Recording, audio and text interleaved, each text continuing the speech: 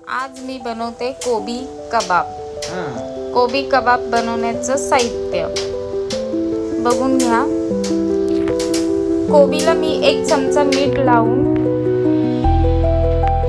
असं छान चोळून 10 मिनिटं साईडला ठेवून देणार आहे।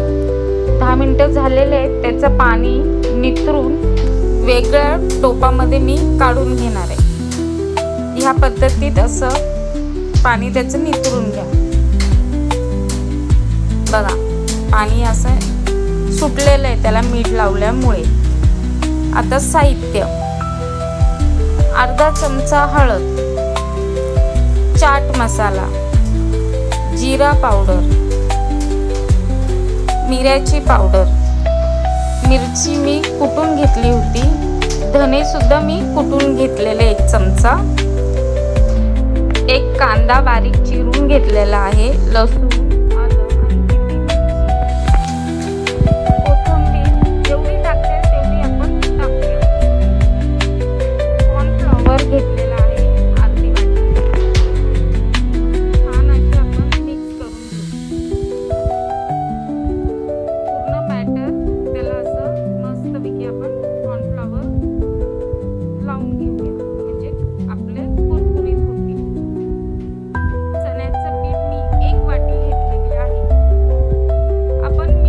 ऍड केलेलं नाहीये कारण सुरुवातीला आपण मीठ लावून ठेवलेलं होतं। थोडं थोडं पाणी घेऊन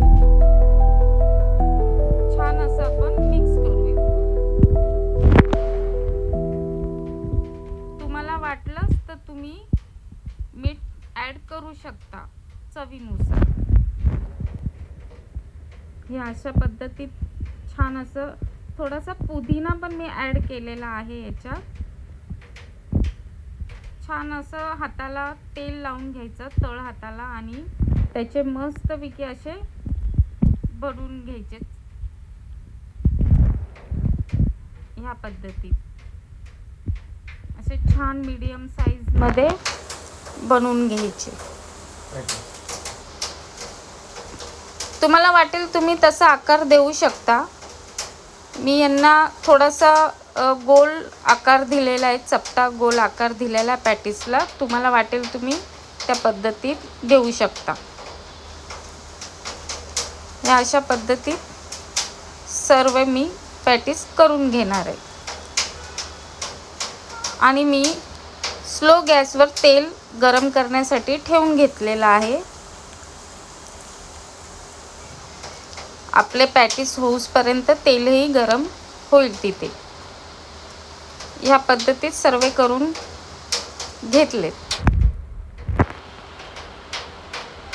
बघू शकता किती असं एकही असं सुटलेला नाहीये, असं प्रॉपर झालेले। आपलं तेलही गरम झालं। मीडियम गॅसवर सर्व पॅटीस आपल्याला तळून घ्यायचे ह्या पद्धतीत। बघू शकता एकही आपला पॅटीस सुटलेला नाहीये। कॉर्नफ्लॉवर मुळे ते असे छान असे गोळा तयार होतो त्याचा। असं मिक्स केल्यामुळे क्रिस्पी पण होतात आणि असं ब्राऊन फ्राय करून घ्यायचे आहेत आपल्याला। बघू शकता किती छान कलर आलेला आहे आणि खूप असे झालेले क्रिस्पी। असंच हळूहळू काढून घ्या, नाही तर तेल वगैरे चटका बसेल। पुदिन्याची चटणी आणि तुम्ही एक खाऊन बघा किती टेस्टी लागेल। करून बघा घरी एकदा। बघा आतमध्ये पूर्ण असं मस्त फ्राय झालेलं आहे। आणि मी एक तुम्हाला असं करून दाखवते पावामध्ये। बघा कसं वाटतं मला सांगा, आणि तुम्ही घरी नक्कीच करून बघा।